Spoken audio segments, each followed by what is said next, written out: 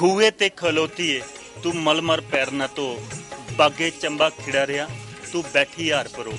दोस्तों ये जरा गीत खास करिए सुहाग रूपा गीत है ये सुना करते हैं मजा वा करता साड़ी संस्कृति का एक हिस्सा खास करिए जिले कुछ घर ब्याह कारज होना तो ये ले गीत गाए जाते एक नार बैठती है उनके कन्नै गलबात करने भाई अपनी संस्कृति के जी ये लुप्त हुआ करदियां चीज़ां उहदे कन्नै कितना मुश्किल हुआ करता आने वाली की पीढ़ी की उत्थों पता लगेगा कि साढ़े सुहाग किने साड़ियां सिठनियां किनियां या साढ़े वो जिहड़े जागर ने खास करी जिसलै बरातां चली जंदियां पिछों जनानियां जागरना मचांदियां धमचड़ा पांदियां वो कुत्थों लभगन ये गलबात दा सरिस्ता भी सांझो की नां जी तुहाडा नीलमा जी अज अस दिक्खा करने मती सारी तब्दीली आए नवीं पीढ़ी है अंग्रेजी हिंदी पंजाबी भाषा पर ज़्यादा सर मुतसर हुआ करता पर साड़ा वो पुराना वेला जिहदा च खास करिए वो चेता आउंदे न ब्याह होना कुसै दा घर ते 10-15 दिन सुहाग घोड़ियां फिर खास करिए ब्याह जिसलै कोई जागत बराती चली जंदा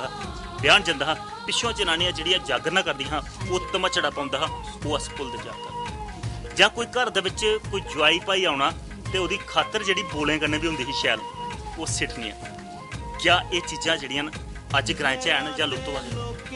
अज ग्राएं च नहीं है अजकल है कन्नै कन्नै टोरी पौंदियां कन्नै कन्नै जी की वजह हुआ करदा भाई किस ऐसा जिहड़ा जहर हवा करदा जिहड़े सब कुछ लुप्त हुआ पता नहीं कोई ऐसी सेंसरी चली गई है चल कर चल करने कन्नै टोरी पौंदियां आपे बनाइयां आपे बनाइयां पर वो जिहड़ा पुराना वेला हा जिहड़ा दिखदे हे किन्ना प्यार हा किन्ना आपू विच रिश्ते दी कदर हुंदी ही घरा दे विच कोई अगर कोई भैन भोनी ते ओहदा घर वाला जिल्लै दफेरा एक बारी लेई आउंदा हा ते ओहदी बड़ी सेवा हुंदी ही मंजा बनाउंदा हा एक ऐच हां जी मंजा साढ़े अस गए ना साढ़े उन्हें कुड़ियां को दुआन दुम दौड़ी रही उत्थे बैठा ले डिग्गी गए ओल्ले ओल्ले जैसे ऐसे ब्याह करते हे अजकल ऐसी है नहीं कोई बार कसा चलती नहीं है अजकल करना हुआ ते केह् पता कुड़ी उत्थे गै रवै ते आपू नठिया चीजां हाँ जी आपे पता नहीं नस्सियां नस्सियां पर वो जेड़ा वो लोकें दे विच जेड़ा सुभाऽ हा पहला वो कुत्थे गुआची है पता नहीं कुद्धर गुआची है ये ऐसा सेंसरी ने गुआया कि जमाना ऐसा गलत आया देखो तो अजकल जी 50 साल की उम्र ही अजकल 25 साल भी नहीं है कटवा दी अजकल नहीं है कटवा नहीं कटवा उहाँ कटोनी कुत्थों जिगरा नहीं रहता लोकें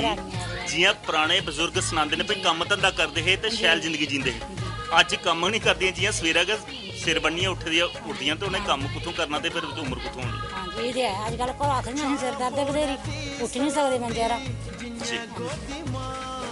एक गल खास करिए अस पुराने वेले च दिखदे भाई एक कंढी वाले जेहड़े ग्रां है इंदा जीवन भलेआं गै मता मुश्किल हुंदा हा कि पानी भी भरन जाना ते कोई दौं करो पैंडा वो भी दोरे झुंड ते द्रोगड़ा सिरा पर हुंदी तुसें वक्त दिक्खे दा हां जी हां दिक्खे दा असें कौलियां कन्नै पानी भरे दा साढ़े हाली वेले उगे गया है अजकल लोकें नलके लाए दे ना साढ़े पानी घट आंदा बहुत घट आंदा ग्रां च पानी बड़ा घट आंदा असें आई चलो देखो साढ़े कन्नै जदे भांडे लेइयै जन्ने दरिया दा पानी आंदा किन्ने करो पैंडा जेड़ा दरिया दा थोड़ा एक बड़ा पैंडा जी टक्की 5 किलोमीटर है 5 किलोमीटर हां जी चलो भावें चलो साढ़े कन्नै बिल्कुल चल गए अस थोड़ा कन्नै पानी ते नहीं चुगे पर घड़े द्रोगड़ जेड़ी चुकी थोड़ी वो जरूर रस देगे दसने तो एक गल अज अस दिक्खा करने भाई बड़ी तरक्की हुआ करदी है विकास हुआ करदा थोड़ा विकास करने वास्ते जेड़े थोड़े विधायक ने इत्थों दे वो भी बड़ा विकास करवा करदे क्या उनेंगी तुसें अपनी शिकायत दसी भाई सानू अजे भी पानी जेड़े इन्ने भरे होई आजादी दे फ्ही भी पानी सिरा पर ढोने पवा करदा हां जी असें दस्सा देना इत्थे आया कोई नहीं पुछना असें कुत्थे दसना जाइए साढ़े ग्रां च अस जाई नहीं सकदे हैं अग्गे साढ़े मर्द जांदे मर्द छप्पी जांदे आए जनानियां जादियां कम्म करना आपू करदियां जी जनानी ही कम्म लाया मर्दें अगर भेजना बैंगी लेइयै एक दो बारी भेज दिंदे मर्द जंदे गै नहीं साढ़े एह्दे च कोई चोरी थोड़ी बेशक ने मर्दे रोज जेह्ड़े साढ़े मर्द नहीं जंदे आखदे जादियां जनानियां पानी लैन जंदियां नगरियां केह् आखना कोई बोलना जाइयै उंदे सामने पर तुहाडी गल जेह्ड़ी हुण तुहाडे जेह्ड़े इत्थूं दे विधायक उंदे कन्नै तक्कर जरूर पुज्जग नहीं तां अगले बारी केह् पता बैंगी चुक्की उ'नें आपूं पानी ढोने पवै अगर जनानियें दा मत नहीं मिले अगर उ'नेंगी वोट नहीं दित्ते ते शायद उ'नेंगी आपूं बैंगी चुक्की जानी तुहानूं पानी भरियै देना पवै इ'यां छोटी जेही साढ़ी उम्र है में इन्नी गल्ल करी नहीं सकदी है लेकिन पता कि साढ़ा राशन है राशन दी तुसें में प्रॉब्लम सनानी है राशन असें मर्दें गी कोई पता नहीं मर्द आखदे जाओ जनानी लेइयै राशन कुत्थै जाना उत्थे नौर एड्डी बड्डी टक्की है कोई 10 किलोमीटर चलिए जाना असें राशन दी बड़ी प्रॉब्लम है राशन ते असें मिलदा भी नहीं ना है कुतै जान होंदा कुतै नहीं अद्धा राशन रेही जंदा हुण मारे जेह्ड़े कल्ले होन ओह् कि'यां जाई सकदे न में कल्ले मतलब आखने दा भाई कंढी ਇੱਕ ਇਲਾਕਾ ਹੈ ਜੀ ਤੁਹਾਨੂੰ ਨਹੀਂ ਇੱਥੇ ਅਗਰ ਯਾਤਾਯਾਤ ਦਾ ਸਾਧਨ ਵੀ ਨਹੀਂ ਪੈਦਲ ਜਾਈਏ ਤੁਹਾਨੂੰ ਸਭ ਕੁਝ ਤੋਆ ਕਰਦਾ ਪੈਦਲ ਜਾਈਏ ਮੁੰਡਾ ਪੈਦਲ ਹੋਆ ਕਰਦਾ ਪਰ ਅੱਜ ਕੱਲ ਤੇ ਆਖਦੇ ਵੀ ਸਰਕਾਰ ਨੇ ਹਰ ਸੁਵਿਧਾ ਦਿੱਤੀ ਦੀ ਗ੍ਰਾਂਟ ਲਾ ਕੇ ਸਭ ਕੁਝ ਗ੍ਰਾਂ ਚ ਫਿਰ ਉਧਰ ਵਾਲੀ ਸਾਈਡ ਦਿੱਤੀ ਹੈ ਪਤਾ ਨਹੀਂ ਸਾਡੇ ਗ੍ਰਾਂ ਚ ਕੁਛ ਨਹੀਂ ਆਇਆ ਇੱਥੇ ਸੱਚਮੁੱਚ ਗਿਆ ਅਜੇ ਵੀ ਤੁਹਾਡਾ ਜਿਹੜਾ ਬੈਕਵਰਡ ਦਾ ਇਲਾਕਾ ਖੋਆ ਕਰਦਾ ਹਾਂਜੀ